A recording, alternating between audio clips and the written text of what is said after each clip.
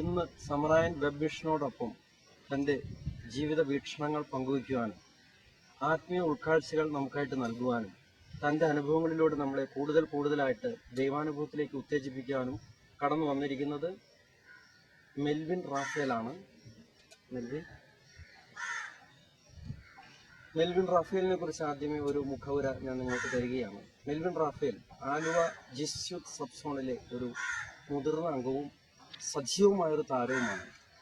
ഒപ്പം ഒരു സംഗീതജ്ഞനും അതോടൊപ്പം തന്നെ ഒരു നല്ല ഗായകനും കൂടിയാണ്. നിരവധി ജീവിതാനുഭവങ്ങൾ സമറായൻ വെബ് വിഷനോട് മെൽവിന് പങ്കുവയ്ക്കുവാനുണ്ട്. അദ്ദേഹം ഇപ്പോൾ ഒരു മെയിൽ നേഴ്സായിട്ട് ജോലി ചെയ്യുന്നു. ആതുര സേവന രംഗത്ത് ഒരു നല്ല ജീസസ് യൂത്ത് എങ്ങനെ ആയിരിക്കണമെന്ന് കാണിച്ചു കൊടുക്കുന്ന ഒരു വ്യക്തിയാണ് മെൽവിൻ റാഫേൽ. ഞാൻ ആദ്യമായിട്ട് നിങ്ങളോട് ചോദിക്കുന്നത്, ഫ്രാൻസിസ് ഒന്നാമൻ മാർപ്പാപ്പയുടെ സ്ഥാനാരോഹണവും അതിനുശേഷമുള്ള സംഭവ വികാസങ്ങളും. ഇന്നത്തെ ലോകം വളരെ സന്തോഷത്തോടു കൂടി വലിയ പ്രതീക്ഷയോടുകൂടിയാണ് ഫ്രാൻസിസ് ഒന്നാമൻ മാർപ്പാപ്പയുടെ തുടർ പ്രവർത്തനങ്ങളെ വീക്ഷിക്കുന്നത്. ഒരു ജീസസ് യൂത്ത് എന്ന നിലയിൽ, ഒരു യുവ താരമെന്ന നിലയിൽ താങ്കൾ എങ്ങനെയാണ് ഇതിനോട് പ്രതികരിക്കുന്നത്? എങ്ങനെയാണ് ഇതിനെ കാണുന്നത്? തീർച്ചയായിട്ടും ഫ്രാൻസിസ് മാർപ്പാപ്പ ഒത്തിരി ചാലഞ്ചിങ് ആണ് ഇപ്പോഴത്തെ യങ്സ്റ്റേഴ്സിന്റെ മുൻപിലേക്ക്. കാരണം ഇപ്പോഴത്തെ ഒരു യങ്സ്റ്റേഴ്സിന്റെ ഒരു ലൈഫ് എടുത്ത് കഴിഞ്ഞിട്ടുണ്ടെങ്കിൽ ഒത്തിരി കൺസ്യൂമറിസം ഒത്തിരിയേറെ ബാധിച്ചിരിക്കുന്ന ഒരു പിള്ളേരെ ഞാൻ പറയാം. കാരണം എന്തെടുക്കുമ്പോഴും ബ്രാൻഡഡ് വേണം, അഡിഡാസിന്റെ സാധനം വേണം, അല്ലെങ്കിൽ പ്യൂമ വേണം, അങ്ങനെ ഒരു ഒത്തിരി ആഗ്രഹങ്ങളുള്ള പിള്ളേരാണ്. ഈ ഒരു കൾച്ചറിൽ ഫ്രാൻസിസ് മാർപ്പാപ്പ അത്രയും വലിയൊരു പേഴ്സണാലിറ്റി ഒത്തിരി സിമ്പിളായിട്ട് ജീവിക്കാനായിട്ട് നമ്മളെ ക്ഷണിക്കുകയും ചലഞ്ച് ചെയ്യുകയും ചെയ്യുന്നതാണ് എന്നെ ഏറ്റവും കൂടുതൽ ആകർഷിക്കുന്നത്. ആസ് എ ജീസസ് യൂത്ത് ഞങ്ങൾ എല്ലാവരും എപ്പോഴും സംസാരിക്കുന്ന ഒരു കാര്യമാണ്, ഞങ്ങൾ വലിയൊരു പോപ്പിന്റെ ഫാനാണ്. തീർച്ചയായിട്ടും പാപ്പ എന്ത് പറയുന്നു, ഈ പാപ്പ എന്ത് ചെയ്യുന്നു എന്നുള്ളത് വലിയ സന്തോഷത്തോടെ നോക്കിക്കാണുന്ന ഒരു കൂട്ടം യുവജനങ്ങളാണ് ഞങ്ങൾ ജീസസ് യൂത്ത് എന്ന് പറഞ്ഞു കഴിഞ്ഞാൽ. പാപ്പയുടെ ജീവിത ലാളിത്യമാണ് ഇന്നത്തെ യുവലോകം ഏറ്റവും തീർച്ചയായിട്ടും സ്വീകരിക്കുന്നത്. ഞാൻ രണ്ടാമതൊന്ന് ചോദിക്കാൻ ആഗ്രഹിക്കുന്നത് എന്താണെന്ന് വെച്ചാൽ, ഇന്നിപ്പോൾ പുതിയ നവമാധ്യമങ്ങൾക്ക് വലിയൊരു സ്വാധീനം നമ്മുടെ ലോകത്തിലുണ്ട്.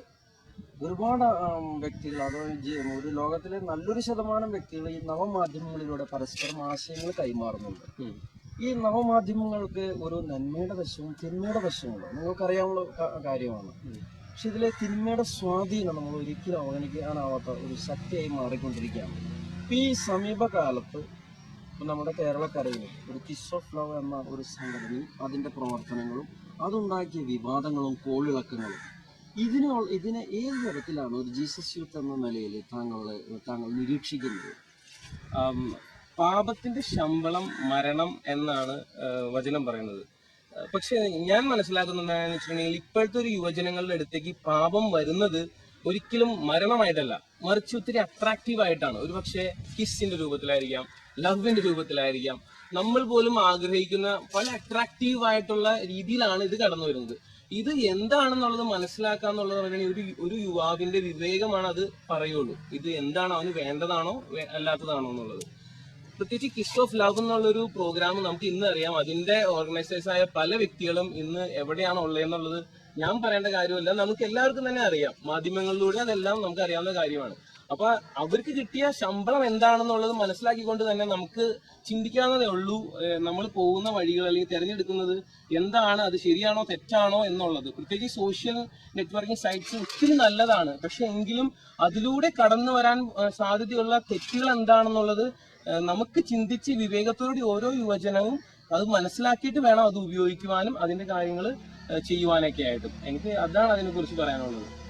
ഒരു പടി കൂടെ ഞാൻ കടന്ന് സംസാരിക്കുന്നത്, അതായത് ആൺ പെൺ സൗഹൃദങ്ങളെ കുറിച്ച് എന്തു പറയുന്നു, അതിൻ്റെ അതിർവരമ്പ് എവിടെയായിരിക്കണം? ജീസസ് യൂത്തിന് അങ്ങനെ വ്യക്തമായൊരു മാർഗനിർദ്ദേശങ്ങൾ തരാനായിട്ട് സാധിക്കുന്നുണ്ട്. ആദ്യം പറയാൻ ആഗ്രഹിക്കുന്ന ഒരു കാര്യം എന്ന് പറഞ്ഞിട്ടുണ്ടെങ്കിൽ, ഒരു പെൺകുട്ടി ഒരു ആൺകുട്ടിയും തമ്മിൽ സംസാരിച്ചുകൊണ്ടിരിക്കുന്നതോ അല്ലെങ്കിൽ അവർ തമ്മിൽ കുറച്ച് ക്ലോസ്ലി റിലേറ്റഡ് ആയി വരുന്നതോ യേശുവിനെ സംബന്ധിച്ച് അത് തെറ്റായ ഒരു കാര്യമല്ല. പക്ഷെ അവരുടെ ഹെൽത്തി ഡിസ്റ്റൻസ് അവർ ബ്രേക്ക് ചെയ്യുന്ന ഒരു സിറ്റുവേഷനിലേക്ക് കടന്നു വരുന്നുണ്ടെങ്കിൽ തീർച്ചയായിട്ടും അത് തെറ്റ് തന്നെയാണ്. അത് നമ്മൾ ചെയ്യാൻ പാടില്ലാത്ത കാര്യമാണ്.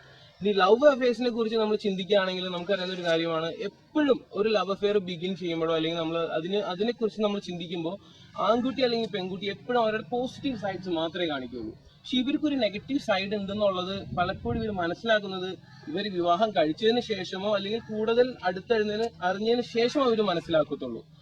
അപ്പോൾ ആ ടൈമില് എന്തായിരിക്കും ഇതിന്റെ കോൺസിക്വൻസസ്, ഇവരെങ്ങനെയാണ് ആ റിലേഷൻഷിപ്പിനെ ഇവരത് നോക്കിക്കാണാൻ പോകുന്നത് എന്നുള്ളത് ഇവരുടെ ആറ്റിറ്റ്യൂഡിനെ ഡിപ്പെൻഡ് ചെയ്തിരിക്കും. ഇന്നത്തെ കാലഘട്ടത്തിൽ ഒരുപാട് ലവ് അഫെയർസ് വരുന്നുണ്ട്, അതെല്ലാം ഒരുപക്ഷെ മാരേജിലേക്ക് വരുന്നുണ്ട്. പക്ഷെ എങ്കിലും ഇതേപോലെ തന്നെ നമ്മളൊന്ന് ചിന്തിച്ചറിയാൻ പറ്റും, ഡിവോഴ്സ് കേസസും ഇപ്പോൾ ഈ ഒരു കാലഘട്ടത്തിൽ ഒത്തിരി കൂടുതലാണ് പണ്ടത്തേനേക്കാളും കമ്പാരിറ്റീവ്ലി നമ്മൾ ചിന്തിച്ചു കഴിയുമ്പോൾ. അപ്പോൾ ലവ് അഫെയർസ് സക്സസ്ഫുൾ ആണോ അല്ലയോ എന്നുള്ളതിനെ കുറിച്ച് ചിന്തിച്ചു കഴിഞ്ഞിട്ടുണ്ടെങ്കിൽ നമുക്ക് ഇവിടെയും ഈ ഫ്രൂട്ട് തന്നെ നോക്കാം. ഇന്നത്തെ സൊസൈറ്റിയിൽ നടക്കുന്ന ഡിവോഴ്സസിന്റെ എണ്ണവും പണ്ടുണ്ടായിരുന്ന ഡിവോഴ്സസിന്റെ എണ്ണവും നമ്മളൊന്ന് കമ്പയർ ചെയ്താൽ തന്നെ നമുക്ക് ചിന്തിക്കാൻ പറ്റും എങ്ങനെയായിരിക്കണം ലവ് അഫെയർസിന്റെ ഇഷ്യൂസും അതിനോട് റിലേറ്റഡ് ആയിട്ടുള്ള കാര്യങ്ങളും എന്നുള്ളതും നമുക്ക് ചിന്തിച്ച് മനസ്സിലാക്കാവുന്ന കാര്യം തന്നെയാണ്. ഞാൻ ഒരു കാര്യം ചോദിക്കാൻ ആഗ്രഹിക്കുകയാണ്, അതായത് താങ്കളൊരു മെയിൽ നേഴ്സാണ്, നല്ല രീതിയിൽ ജോലി ചെയ്യുന്നു, ആശുപത്രിയിൽ നല്ല രീതിയിൽ സേവനം അനുഷ്ഠിക്കുന്നു. എന്ത് സന്ദേശമാണ് ഒരു ജീസസ് യൂത്ത് എന്ന നിലയിൽ, ഞാൻ ഒരു മെയിൽ നേഴ്സ് എന്ന നിലയിൽ എൻ്റെ ജീവിതം, എൻ്റെ പ്രവർത്തികൾ ഇപ്രകാരമാണ്, അത് സുവിശേഷാത്മകത നിറഞ്ഞതാണ്, അത് ക്രിസ്തീയമാണ് എന്ന് എങ്ങനെ നിങ്ങൾക്ക് നീതീകരിച്ച് പറയാനായിട്ട് സാധിക്കും? നിങ്ങളിൽ ചെറിയവന് നിങ്ങൾ ചെയ്യുമ്പോൾ അത് ക്രിസ്തുവിന് തന്നെയാണ് ചെയ്യണമെന്നുള്ള ദൈവവചനം എന്നെ ഒത്തിരി സ്പർശിച്ചിരിക്കുന്ന ഒരു വചനമാണ്. ഞാൻ പലപ്പോഴും ചിന്തിക്കാറുണ്ട്, എൻ്റെ മുൻപിൽ കടന്നു വരുന്ന ഓരോ പേഷ്യൻസും അവരെന്നേക്കാളും ഹെൽത്തിന്റെ കേസിൽ ഒത്തിരി ചെറിയവരാ, അവർക്ക് വേദന അനുഭവിക്കുന്നവർ, ഒത്തിരി വിഷമങ്ങളുള്ളവരൊക്കെയാണ്. അപ്പൊ അവരെ ഞാൻ പ്രോപ്പറായിട്ട് ടേക്ക് കെയർ ചെയ്യുമ്പോൾ ശരിക്കും എൻ്റെ ഈശോനെ തന്നെയാണ് ഞാൻ ശുശ്രൂഷ ചെയ്യുന്നത്. ഇത് എനിക്ക് കിട്ടിയത് ഒരു റിട്രീറ്റിലൂടെയാണ്. എനിക്ക് ഈ ഒരു വലിയ ബോധ്യം കിട്ടിയത് ഇങ്ങനെയാണ് നമ്മൾ ശുശ്രൂഷ ചെയ്യുമ്പോൾ അത് ചെയ്യേണ്ടതെന്നുള്ളതിനാണ്. ഇനി എന്റെ സാലറിയുടെ ഒരു ഇഷ്യൂ പറയാം. ഇപ്പൊ നഴ്സസ് ഏറ്റവും കൂടുതൽ ഫേസ് ചെയ്യുന്ന ഒരു സ്ട്രഗിൾ ആണ് സാലറി. എല്ലാവർക്കും സാലറി കിട്ടുന്നില്ല എന്നുള്ളൊരു പ്രശ്നം. എന്റെ ലൈഫിൽ ഞാനും വർക്ക് ചെയ്യാൻ സ്റ്റാർട്ട് ചെയ്തപ്പോൾ എന്റെ ഹോസ്പിറ്റലിൽ എനിക്ക് ഓഫർ ചെയ്തൊരു ചെറിയ സാലറി ആയിരുന്നു. പക്ഷേ ഞാൻ പോലും അത്ഭുതപ്പെട്ട രീതിയിൽ എന്റെ സാലറിയിൽ വലിയൊരു ഹൈക്ക് സംഭവിച്ചിട്ടുണ്ടായിരുന്നു. ഞാൻ 2 ഹോസ്പിറ്റൽസിൽ വർക്ക് ചെയ്തിട്ടുണ്ട്, 2 സ്ഥലത്തും ഈ സെയിം സംഭവം നടന്നിട്ടുണ്ട്. ഞാൻ മനസ്സിലാക്കിയ ഒരു കാര്യം ഇത്രയേ ഉള്ളൂ, ഈശോയ്ക്ക് വേണ്ടി അല്ലെങ്കിൽ ഈശോയാണ് ഞാൻ ശുശ്രൂഷിക്കുന്നത് എന്നുള്ള ഒരു മനോഭാവത്തോടെ ഞാൻ കെയർ ചെയ്യുമ്പോൾ എനിക്ക് എൻ്റെ സറൗണ്ടിങ്ങിൽ വരുന്ന മാറ്റങ്ങൾ, അത് എൻ്റെ ജോബില്, എൻ്റെ സാലറി വൈസിൽ എന്നിൽ വരുന്ന മാറ്റങ്ങൾ വലിയൊരു മാറ്റം തന്നെയാണത്. അപ്പൊ ക്രിസ്തുവിനെ കണ്ടുകൊണ്ട് ക്രിസ്തുവിനെ ശുശ്രൂഷ ചെയ്യുവാനായിട്ട് ഉള്ള വലിയൊരു ഭാഗ്യമാണ് ഒരു മെയിൽ നഴ്സ് എന്ന നിലയിൽ അല്ലെങ്കിൽ ഒരു നഴ്സ് എന്നുള്ള നിലയിൽ എനിക്കുള്ളത്. വേറൊരു കാര്യം ചോദിച്ചോട്ടെ, താങ്കളൊരു മ്യൂസിഷ്യനാണ്, അതോടൊപ്പം തന്നെ നല്ലൊരു ഗായകനാണ്. ഈ സംഗീതത്തെ ജനങ്ങളിലേക്ക് പകർന്നു കൊടുക്കാനായിട്ട്, അതായത് നമ്മളുടെ ആത്മീയത ജനങ്ങളിലേക്ക് പകർന്നു കൊടുക്കുവാനായിട്ട് എത്രമാത്രം സാധിക്കുന്നുണ്ട്? വിശുദ്ധ അഗസ്തീനോസ് പറഞ്ഞിട്ടുണ്ട്, പാടുന്നവൻ ഇരട്ടി പ്രാർത്ഥിക്കുന്നു. അപ്പൊ ഈ സംഗീതം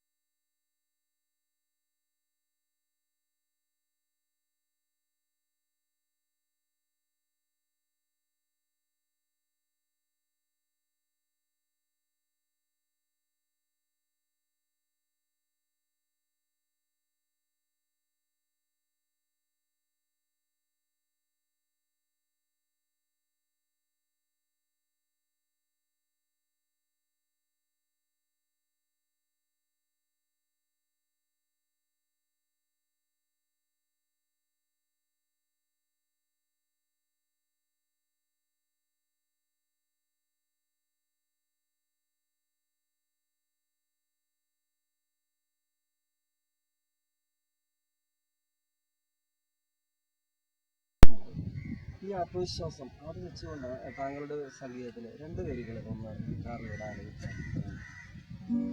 തീർച്ചയായിട്ടും ഇതൊരു ബ്യൂട്ടിഫുൾ സോങ് ആണ്. ഇതിന്റെ കോറസ് പോർഷൻ മാത്രമേ ഞാൻ പാടുന്നുള്ളൂ. Lord I give you my heart എന്നാണ് ഇതിന്റെ chorus. Lord, I give you my heart, I give you my soul, I live for you alone. Every breath that I take, every moment I embrace, Lord, have your way in me. Lord, I give you my heart, I give you my soul,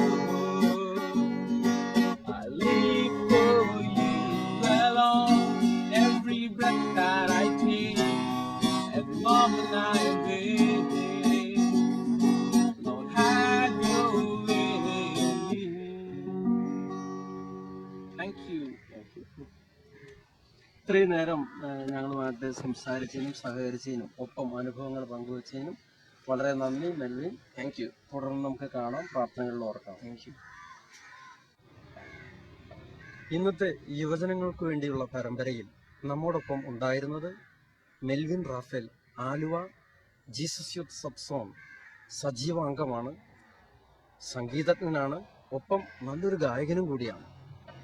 അദ്ദേഹത്തിൻ്റെ നിരീക്ഷണങ്ങളും വീക്ഷണങ്ങളും ആശയങ്ങളുമെല്ലാം നമ്മോടൊപ്പം പങ്കുവച്ചു കഴിഞ്ഞു. തുടർന്നുള്ള ദിവസങ്ങളിൽ ഈ പരമ്പരയിൽ വ്യത്യസ്തരായ വൈവിധ്യമുള്ള നല്ല നിരീക്ഷണ പാഠവുമുള്ള ആത്മീയ ഉൾക്കാഴ്ചകളുള്ള നിരവധി വ്യക്തികളെ നമുക്ക് പരിചയപ്പെടാം. നന്ദി, നമസ്കാരം. Lord, I give you my heart, I give you my soul, I live for you alone.